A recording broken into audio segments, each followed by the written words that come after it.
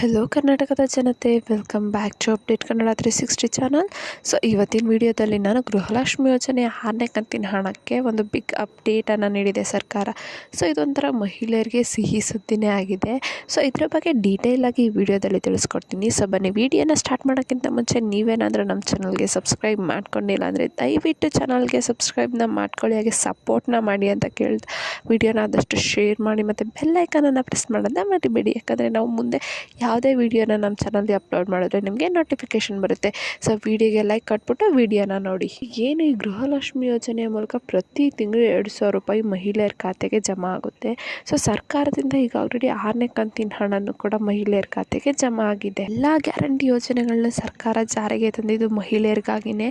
ನಿಮಗೆ ಈ ಗೃಹಲಕ್ಷ್ಮಿ ಯೋಜನೆಯ ಹಣ ಪಡ್ಕೋಬೇಕು ಅಂದರೆ ನೀವು ಈ ಕೆಲಸಗಳನ್ನ ಮಾಡಬೇಕು. ಮಾಡಿಕೊಂಡ್ರೆ ಅಷ್ಟೇ ನಿಮಗೆ ಹಣ ಸಿಗುತ್ತೆ. ಸೊ ಸರ್ಕಾರ NPCIನ ಕಡ್ಡಾಯ ಎಂದ್ಬಿಟ್ಟು ಪ್ರತಿ ಫಲಾನುಭವಿ ಮಹಿಳೆಯರಿಗೂ ಮಾಹಿತಿನ ನೀಡಿದೆ. ಒಂದು ವೇಳೆ ನಿಮ್ಗೆ ಏನಾದರೂ 5 ಕಂತಿನ ಹಣ ಬಂದಿದೆ ಅಂದರೆ ನೀವು ಚಿಂತೆ ಮಾಡೋದು ಬೇಡ, ಯಾಕಂದರೆ ನಿಮಗೆ NPCI ಆಗಿದೆ ಅಂತಲೇ ಒಂದು ಅರ್ಥ.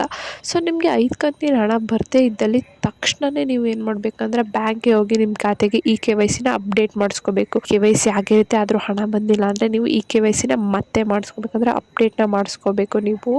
ಹಾಗೂ NPCIನ ಮಾಡಿಸ್ಕೊಳ್ಳೋದು ಅಗತ್ಯವಿದೆ. ನಾನು ಹೇಗೆ NPCIನ ಮಾಡಿಸ್ಕೋಬೇಕು ಮತ್ತು ಏನೇನೆಲ್ಲ ಡಾಕ್ಯುಮೆಂಟ್ಸ್ ಬೇಕಂತ ಕಳೆದ ವಿಡಿಯೋದಲ್ಲಿ ತಿಳಿಸ್ಕೊಟ್ಟಿದ್ದೀನಿ. ಸೊ ವಿಡಿಯೋ ನೋಡಿಲ್ಲ ಅಂದರೆ ದಯವಿಟ್ಟು ವಿಡಿಯೋನ ನೋಡಿ. ಸೊ ಇನ್ನು ಏನಾದರೂ ನೀವು ನ್ಯಾಯಬೆಲೆ ಅಂಗಡಿಯಲ್ಲಿ ರೇಷನ್ ಕಾರ್ಡ್ ಮತ್ತು ಆಧಾರ್ ಅಪ್ಡೇಟ್ ಆಗಿದೆಯಾ ಅಂತ ಚೆಕ್ ಮಾಡ್ಕೊಳ್ಳಿ. ಸೊ ಒಂದು ವೇಳೆ ಲಿಂಕ್ ಆಗಿಲ್ಲ ಅಂದರೆ ನಿಮ್ಮದು ಆಧಾರ್ ಕಾರ್ಡು ಮತ್ತು ರೇಷನ್ ಕಾರ್ಡ್ನ ಲಿಂಕ್ ಮಾಡಿಸ್ಕೊಳ್ಳಿ.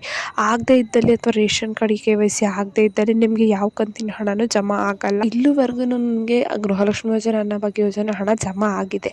ಆದರೂ ಕೂಡ ನಿಮ್ಮ KYCನ ಅಪ್ಡೇಟ್ ಮಾಡಿಸ್ಕೊಳ್ಳೋದನ್ನು ಸರ್ಕಾರ ಕಡ್ಡಾಯ ಮಾಡಿದೆ. ಯಾಕಂದರೆ ಪ್ರತಿ ಟೈಮು ನಿಮಗೆ ಹಣ ಹಾಕಬೇಕಾದ್ರೆ ಸರ್ಕಾರ ನಿಮ್ಮ ಅಪ್ಲಿಕೇಶನ್ನ ವೆರಿಫೈ ಮಾಡುತ್ತೆ. ನೀವೇನಾದರೂ ಚೇಂಜಸ್ನ ಮಾಡ್ಕೊಂಡಿದ್ರೆ ನಿಮ್ಮದು ಅಪ್ಲಿಕೇಶನ್ನ ಹೋಲ್ಡಲ್ಲಿ ಇಟ್ಟಿರ್ತಾರೆ. ಸೊ ಅದಕ್ಕೇ ನೀವೇನಾದರೂ ಅಪ್ಡೇಟ್ನ ಮಾಡಿಸ್ಕೊಂಡಿಲ್ಲ ಅಂದರೆ ದಯವಿಟ್ಟು ಅಪ್ಡೇಟ್ನ ಮಾಡಿಸ್ಕೊಳ್ಳಿ ಅಂತ ಹೇಳ್ತೀನಿ. ಇನ್ನು ಕೂಡ ನಿಮ್ಮದು KYC ಅಪ್ಡೇಟು ಮತ್ತು ಆಧಾರ್ ಅಪ್ಡೇಟ್ನ ಮಾಡಿಸ್ಕೊಳ್ಳೋದು ತುಂಬಾ ಇಂಪಾರ್ಟೆಂಟು. ಮತ್ತು ಎಲ್ಲರಿಗೂ ಸಿಹಿ ಸುದ್ದಿ ಅಂದರೆ 6ನೇ ಕಂತಿನ ಹಣ ಯಾವಾಗ ಬರುತ್ತೆ ಅಂತ ಹೇಳಿದರು. ಸೊ 6ನೇ ಕಂತಿನ ಹಣ ಬಿಡುಗಡೆ ಫೆಬ್ರವರಿ ಮೊದಲನೇ ವಾರದಲ್ಲಾಗಿದೆ. ಸೊ ಈಗಾಗಲೇ ಸರ್ಕಾರ 5ನೇ ಕಂತಿನ ಹಣನ ಮಹಿಳೆಯರಿಗೆ ಸಕ್ಸಸ್ಫುಲ್ ಆಗಿ ಡೆಪಾಸಿಟ್ನ ಮಾಡಿದೆ. ಹಾಗಾದರೆ 6ನೇ ಕಂತಿನ ಹಣ ಯಾವಾಗ ಜಮಾ ಆಗುತ್ತೆ ಎಲ್ಲ ಮಹಿಳೆಯರ ಖಾತೆಗೆ ಅನ್ನೋ ಪ್ರಶ್ನೆಗೂ ಕೂಡ ಉತ್ತರ ಸಿಕ್ಕಿದೆ ನಮಗೆ. ಸೊ ಏನು ಒಂದು ಸರ್ಕಾರದ ಕಡೆ ಆಗಿದೆ ಅಂದರೆ ತಾಂತ್ರಿಕ ದೋಷಗಳಿಂದ ಇನ್ನು 4 ಲಕ್ಷದಿಂದ 5 ಲಕ್ಷದ ಮಹಿಳೆಯರಿಗೆ 1 ಕಂತಿನ ಹಣನೂ ಜಮಾ ಆಗಿಲ್ಲ. ಸೊ ಇಂತಹ ತಾಂತ್ರಿಕ ದೋಷಗಳನ್ನು ಪರಿಹರಿಸುವುದಕ್ಕೆ ಬೇರೆ ಬೇರೆ ರೀತಿಯ ಉಪಕ್ರಮಗಳನ್ನ ಸರ್ಕಾರ ಕೈಗೊಂಡಿದೆ.